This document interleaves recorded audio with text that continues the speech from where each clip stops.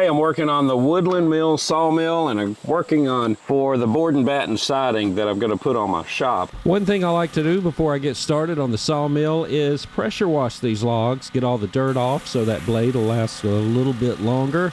Luckily on these logs, they've been sitting around so long, the bark was easy to peel off, so that'll help the blade a little bit too.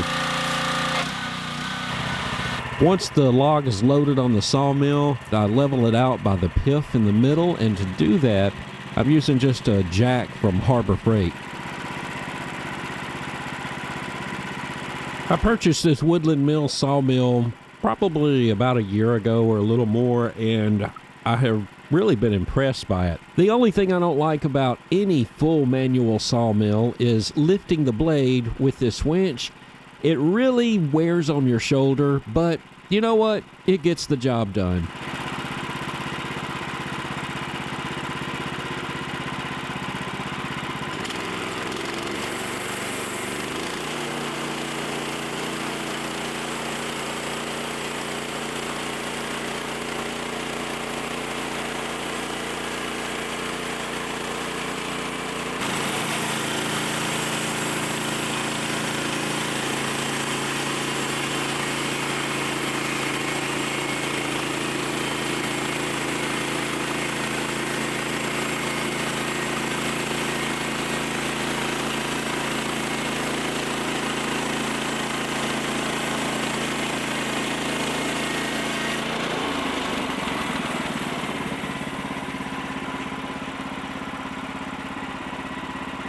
Turning these big logs are really never easy, but one thing I found really helpful is putting some PVC pipe over the log supports. It makes turning this log a little bit easier.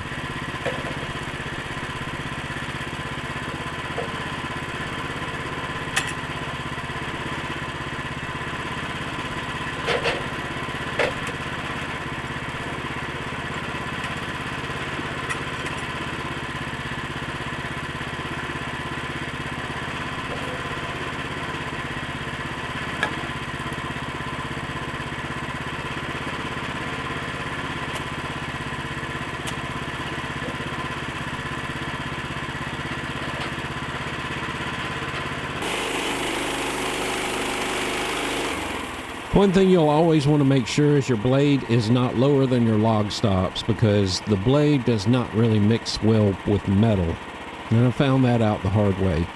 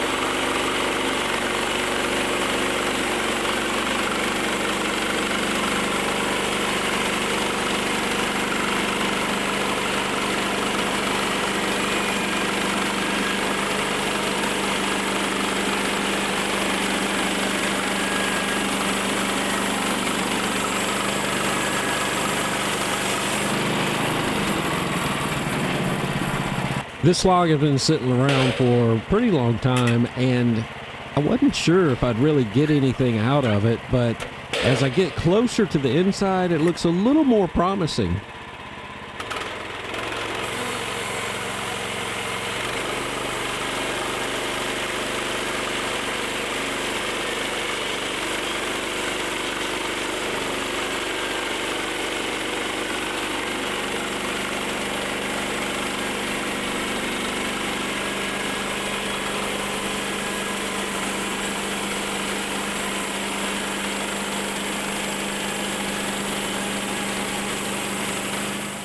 One of my favorite modifications on this mill is this digital readout. This thing has really came in handy. For me, it just really helps on getting the right thickness.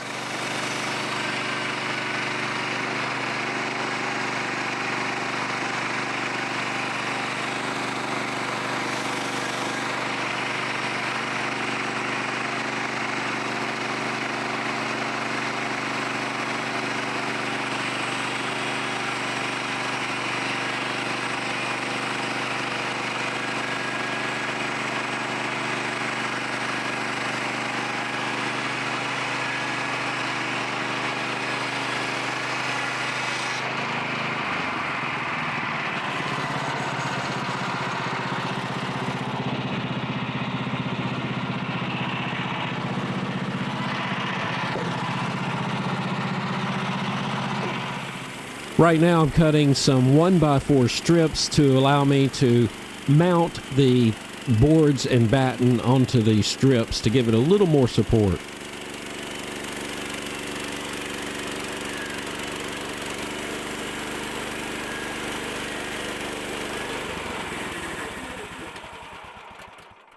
Another thing I learned is when you have a sawmill, you probably need to check the fuel every time you start your day. And obviously this time I didn't, ran out of gas.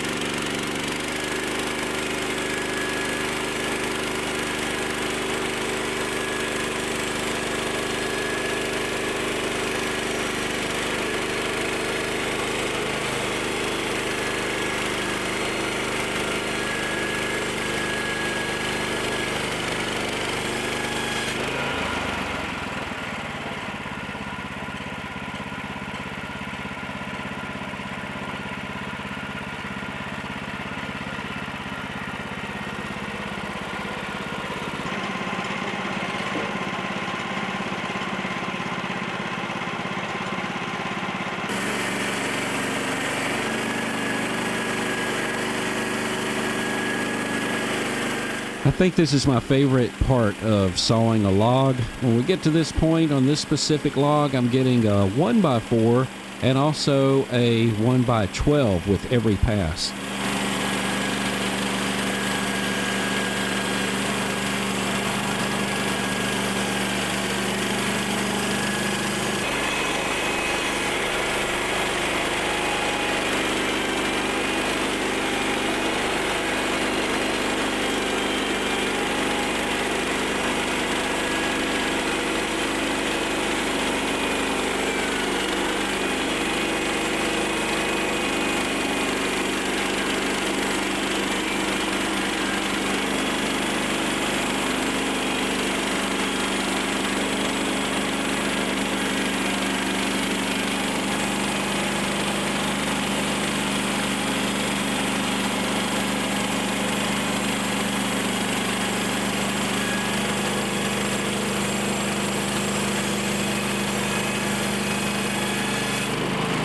I've got the 1x4s cut now.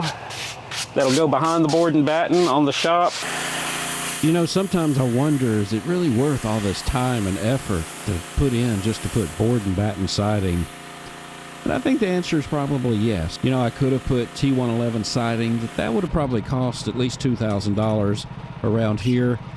But now, years from now, when I look at the outside, I'll know that most of the wood came from logs around this area.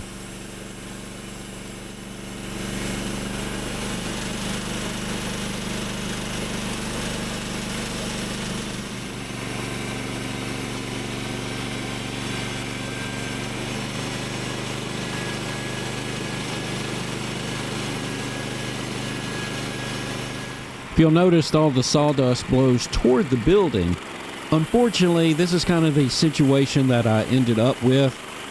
The way the logs are going to be loaded onto the sawmill and then the way the building is. So I think I'll try putting a 5-gallon bucket on here and see if that catches most of it. For right now, every time I get through, I just take the leaf blower and blow most of the sawdust away.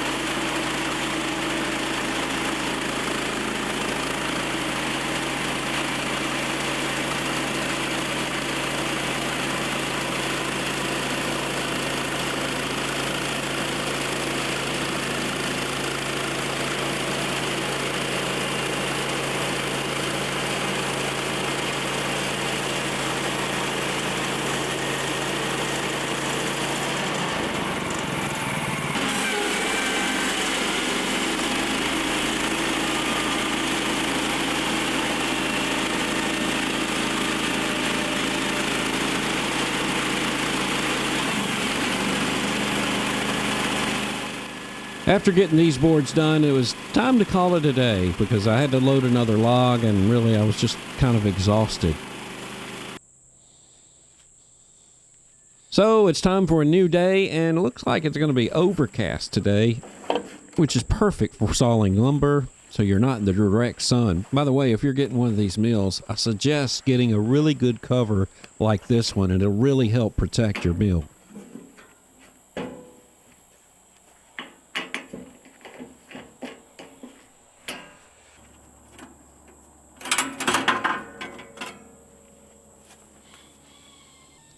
Today we're going to start off with a brand new blade, so I'll loosen up the tension on this blade, take it off, and then put the new one on. It's pretty easy on this mill to change the blades.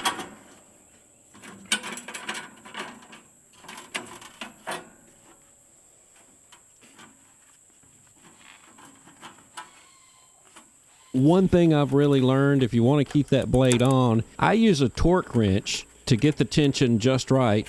And then also, you may have to adjust the bolts on the back to get those aligned just right.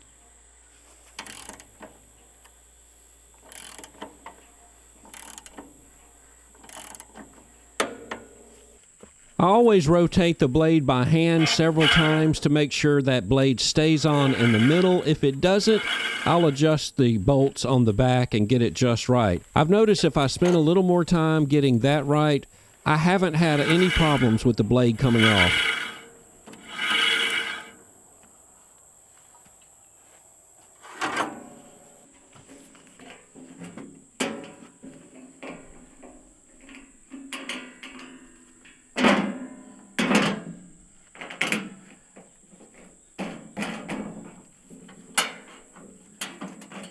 So it's time to pressure wash another log, get the dirt off, and roll it onto the mill.